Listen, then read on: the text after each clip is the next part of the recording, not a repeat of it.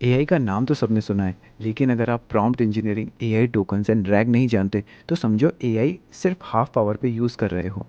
इस वीडियो में हम 3 इंपॉर्टेंट कॉन्सेप्ट कवर करेंगे जो आपको स्मार्टर एआई यूज़र बना देंगे। पहला है प्रॉम्प्ट इंजीनियरिंग। एआई से बेस्ट जवाब चाहिए तो सिर्फ सवाल पूछना काफ़ी नहीं, प्रॉम्प्ट इंजीनियरिंग सीखनी पड़ेगी। प्रॉम्प्ट इंजीनियरिंग मतलब एआई को स्मार्ट तरीके से इंस्ट्रक्शंस देना ताकि वो सही, क्लियर और यूज़फुल आंसर दे। जैसे शेफ़ को बताना कि क्या बनाना है, पास्ता बनाओ और स्पाइसी हो और 10 मिनट में रेडी भी हो जाए। Clear prompt is equal to perfect dish. Same AI के साथ भी होता है।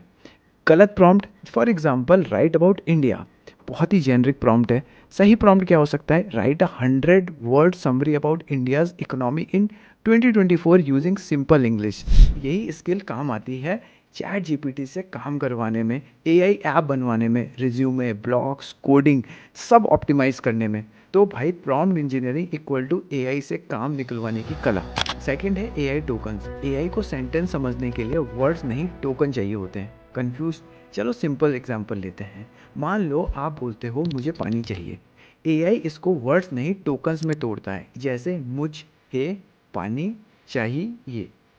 ये हो गए टोकन्स, वर्ड्स के टुकड़े या वर्ड्स कह सकते हो। हर टोकन्स एआई के लिए एक वर्ड या इनपुट होता है, जिसके बेस पे एआई समझता है कि आप क्या कहना चाह रहे हो। जैसे एक ह्यूमन की शॉर्ट टर्म मेमोरी होती है, वैसे ही एआई टोकन्स की टोकन लिमिट्स होती है। फॉर एग्जांपल GPT-4 जो आप चैट जीपीटी में भी देखते हो, GPT-4 की लिमिट है अराउंड 1,28,000 टोकन्स। मतलब 300 पेज, अराउंड 300 पेज का डेटा एक बार में हैंडल कर सकता है।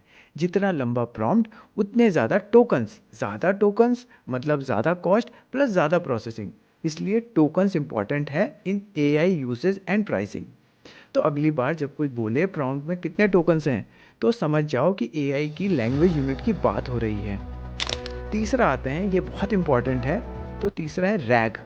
सो दोस्तों, रैग का मतलब होता है रिट्रीवल ऑगमेंटेड जनरेशन।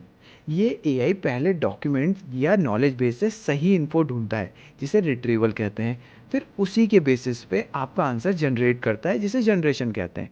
मान लो आपकी एक कंपनी है और आपके पास hundreds of policy documents, training manuals, FAQs पड़े हैं। अब कोई एम्प्लॉय पूछता है हमारी लीव पॉलिसी क्या है।